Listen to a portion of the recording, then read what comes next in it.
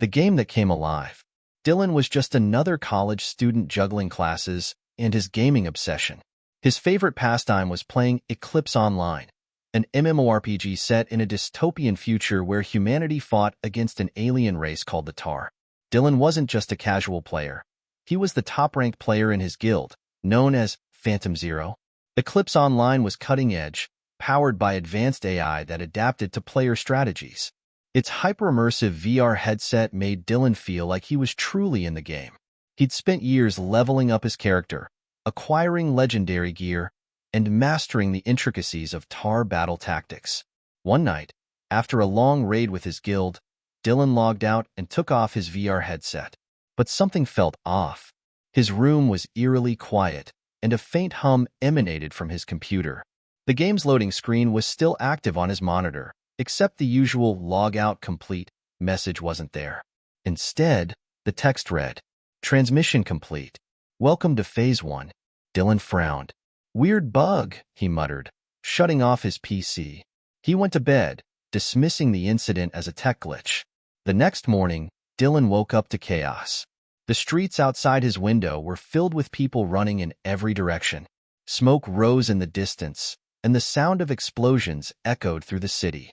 He grabbed his phone to check the news, only to find a message instead. "Attention, Tar forces detected in major metropolitan areas. Stay indoors. Help is on the way." Dylan froze. Tar? That wasn't real, was it? A shadow passed over his window. He peeked outside and saw a massive, insect-like creature, its chitinous exoskeleton shimmering in the sunlight. It looked exactly like the Tar brutes from Eclipse Online. "No way," Dylan whispered, his heart pounding. His phone buzzed again.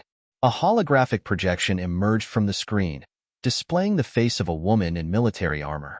It was General Alina, the NPC leader from the game. "Phantom Zero," she said. "We need you." Dylan blinked, trying to process what was happening. "What? How are you?" "No time to explain," she interrupted. "The Tar are invading your world. Your expertise is critical. Gear up and prepare for combat." Before he could argue, a metallic crate materialized in the center of his room, glowing with a blue hue. Dylan opened it to find a replica of his in-game armor and weapons, the Shadowblade exosuit and the Void Cannon. Within minutes, Dylan was suited up and thrust into the battlefield. General Alina's voice guided him through a heads-up display embedded in his helmet. It felt exactly like the game, but this time, the stakes were real. He encountered his first group of Tar in an abandoned parking lot. His training kicked in as if it were muscle memory.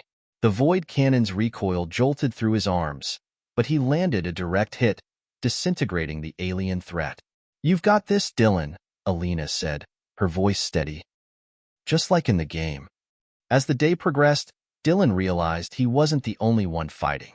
Across the city, others like him, gamers who had devoted countless hours to Eclipse Online, were battling the Tar.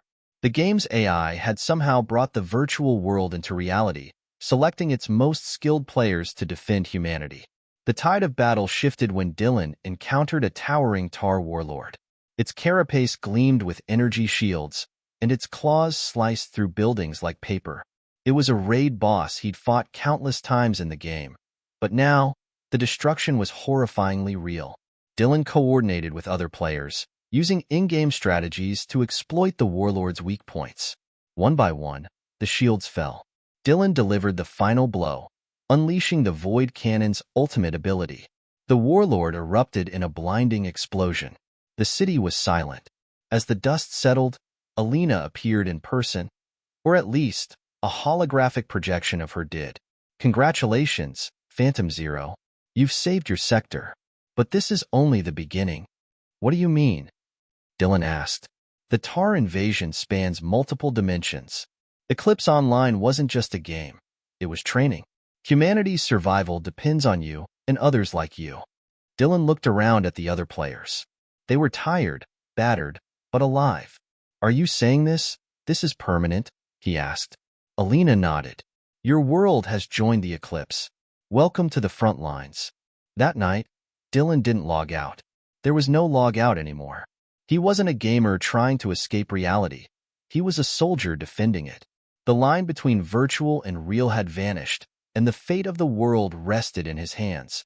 And so began the second phase of humanity's battle, where the heroes weren't soldiers or politicians, but gamers who had unknowingly been preparing for this moment their entire lives. The end?